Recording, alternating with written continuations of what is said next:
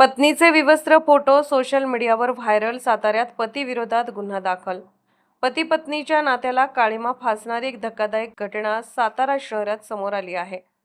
पत्नीने घटस्फोट घेण्याची धमकी दिल्याच्या रागातून पतीने पत्नीचे विवस्त्र फोटो सोशल मीडियावर व्हायरल केल्याचा गंभीर प्रकार उघडकीस आला आहे. या प्रकरणी शाहूपुरी पोलीस ठाण्यात संबंधित पतीविरोधात गुन्हा दाखल करण्यात आला असून पोलिसांनी त्याला ताब्यात घेतले आहे. पोलिसांनी दिलेल्या माहितीनुसार पीडित महिला 25 वर्षांची विवाहित आहे. काही दिवसांपूर्वी घरात पती-पत्नींमध्ये वाद झाला होता. यावेळी पत्नीने पतीला घटस्फोट देण्याची धमकी दिल्याचे सांगितले जात आहे. याचाच राग मनात धरून पतीने पत्नीच्या नावाने सोशल मीडियावर एक बनावट अकाउंट तयार केले.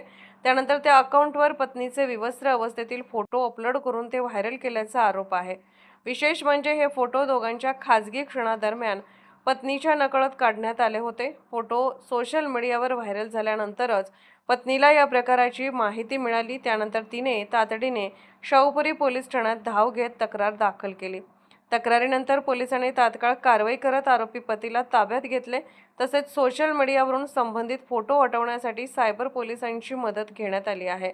पत्नीच्या नावाने तयार करण्यात आलेले बनावट अकाउंटही ब्लॉक करण्यात आल्याची माहिती पोलिसांनी दिली आहे. या प्रकरणाचा अधिक तपास शाहूपुरी पोलीस ठाण्याचे पोलीस निरीक्षक शेवाळे यांच्या मार्गदर्शनाखाली सुरू आहे. सोशल मीडियाचा गैरवापर करून महिलांच्या गोपनीयतेचा भंग करणाऱ्या घटनांमध्ये वाढ होत असल्याचे हे प्रकरण पुन्हा एकदा अधोरेखित करते. या प्रकरणातील पुढील घडामोडींवर आमचे लक्ष राहणार आहे.